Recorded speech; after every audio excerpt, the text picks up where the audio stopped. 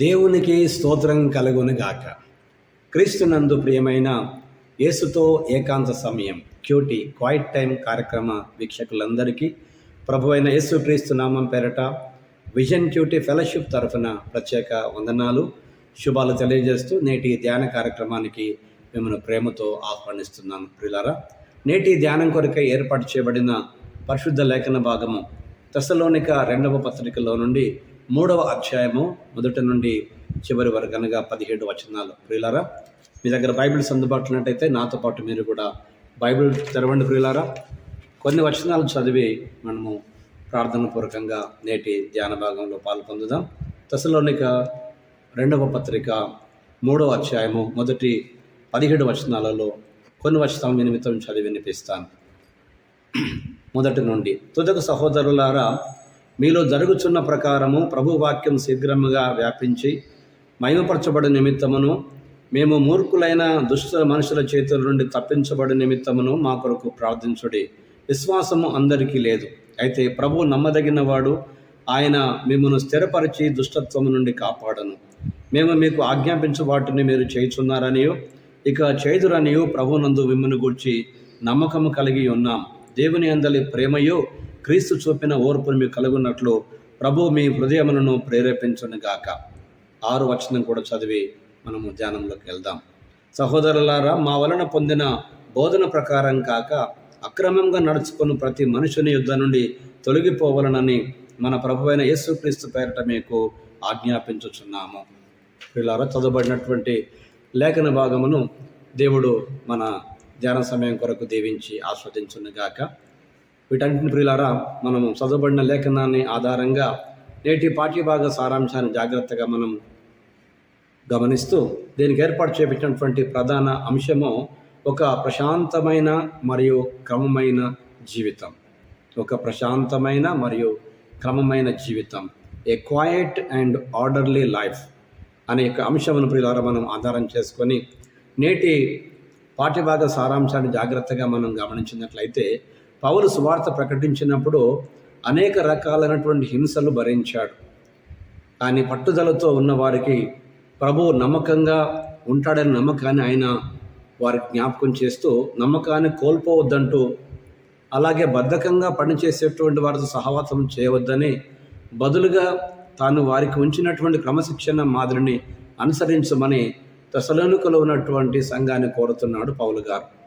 నిశ్శబ్దంగా పనిచేయమని, వారి సొంత వ్యవహారాలను చూసుకోవాలని ఆయన వారికి సూచించాడు. అంతే తప్ప వేరు కార్యక్రమాలలో అనవసరంగా దూరి ఇబ్బంది పడకూడదని పౌలు వారికి జ్ఞాపకం చేస్తున్నాడు.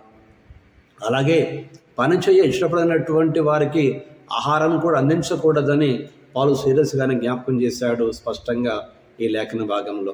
కాబట్టి ఆయన వారిపై దేవుని శాంతి మరియు కృపను కోరుకుంటానని తన సొంత చేతులతో ఈ మాట రాస్తుందని పౌలు గారు ఈ మాట ముగిస్తున్నారు. పిల్లరా, కనుక ఇందులో ప్రధానంగా దేవుడు మనతో మాట్లాడుతూ ఆయన ఎవరో మనకు జ్ఞాపకం చేస్తున్నాడు. దేవుడు తాను పిలిచిన వారిని చివరి వరకు ఆయన ప్రేమిస్తాడు, అలాగే ఆయన వారిని నడిపిస్తాడు.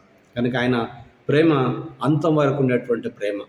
కనుక మనము ప్రేమిస్తేనే మనల్ని ప్రేమించే దేవుడు కాదు ప్రియులారా. మనల్ని ప్రేమిస్తున్నాడు కనుక నిజంగా ఆయన ప్రేమను పొందిన బిడ్డలంగా ఆయనను ప్రేమించుట మనకు దొరికినటువంటి భాగ్యం ప్రియులారా.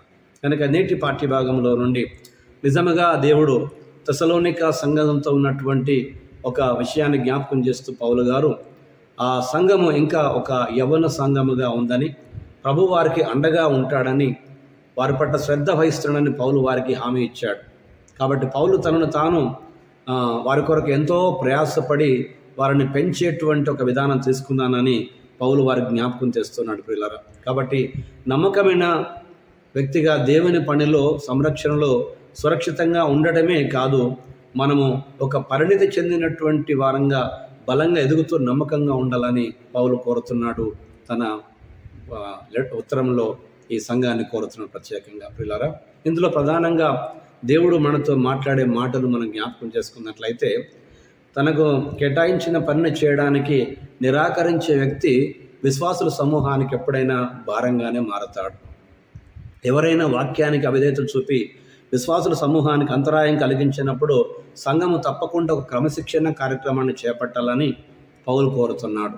అవసరమైతే అలాంటి వారిని వారి పాపాన్ని బహిరంగంగా ప్రస్తావించడం లేదా సంఘ సమావేశాలు సహవాసం నుండి వారిని మినహాయించాలని, అలాంటి పనులు చేయాలని ఒక సంఘ క్రమశిక్షణ నియమావళిని ప్రకటిస్తున్నాడు పౌలు గారు ఈ వాక్య భాగంలో.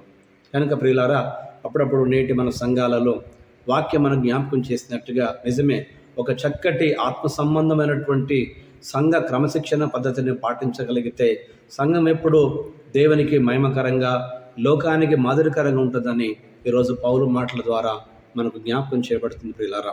కనుక నేటి పాఠ్యభాగంలో నుండి క్రమశిక్షణలో కూడా మనము ఎదుటివారిని శత్రువులుగా పరిగణించకూడదు, కానీ వారిలో మార్పు కలగాలనే ఉద్దేశం చేత మాత్రమే వారికి సరైనటువంటి క్రమంలో పెట్టాలని పౌలు గారు మాటి మాటికి వాక్యంలో నుండి జ్ఞాపకం చేస్తున్నాడు.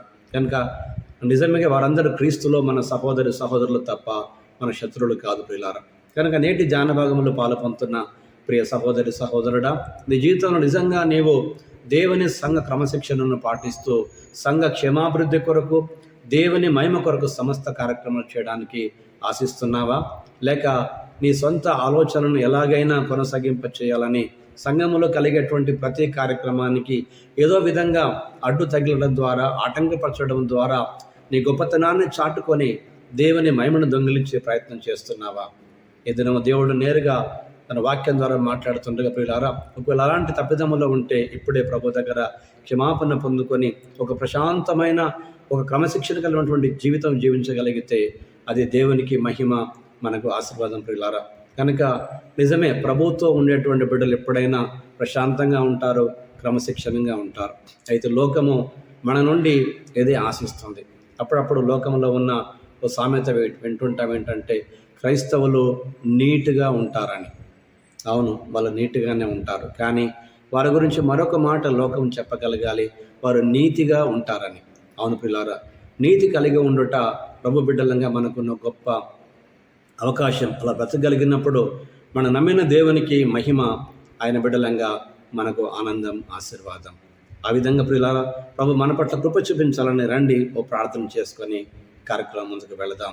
ప్రభువా, ప్రతిరోజు జాగ్రత్త కలిగినటువంటి ఒక కార్మికులుగా పనిచేసేటువంటి పరివారం ఉండడానికి మాకు సహాయం చేయండి. తద్వారా మేము మా సంఘాలకు లేక మేము ఉన్నటువంటి మా పనులలో తన నమ్మకముగా ఉంటూ ఆశీర్వాద కారకులు కావడానికి నీ కృప అనుగ్రహించమని మీకే సకల మహిమ చెల్లిస్తూ మా ప్రియ ప్రభు అయిన క్రీస్తు యేసు పేరట ప్రార్థిస్తున్నాం పరమ తండ్రి.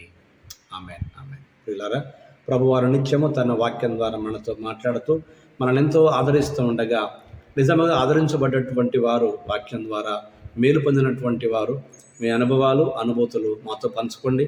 మేము సంతోషిస్తాం, ప్రభువును స్తుతిస్తాం. అలాగే అనేకులతో మీ అనుభవాలు పంచుకొని వారి విశ్వాసాన్ని కూడా బలపరచవలసింది ప్రభు పేరట మీకు మనవి చేస్తున్నాం. ప్రియులారా, ఇంతవరకు సమయం తీసుకొని శ్రద్ధగా ఈ ధ్యానంలో పాల్పొందిన మీకు ప్రభు పేరట మరొకసారి ప్రత్యేక వందనాలు తెలియజేస్తూ, అనేకులు ప్రభుతో గడిపేటువంటి ఈ ఏకాంత సమయం, ఈ క్వైట్ టైంను క్రమంగా కలిగి ఉండాలని, తద్వారా ఒక ప్రశాంతమైన, ఒక క్రమవంతమైనటువంటి జీవితం, ఏ క్వైట్ అండ్ ఆర్డర్లీ లైఫ్ వారు కలిగి ఉండాలని ఆశిద్దాం. అట్టి కృప దేవుడు మనందరికీ సమృద్ధిగా అనుగ్రహించి తన నామ ఘనత కొరకు, తన రాజ్య వ్యాప్తి కొరకు, మనందరి క్షేమం కొరకు మనందరినీ నిలబెట్టి నడిపించి వాడుకొనుగాక. Thank you. God bless you all.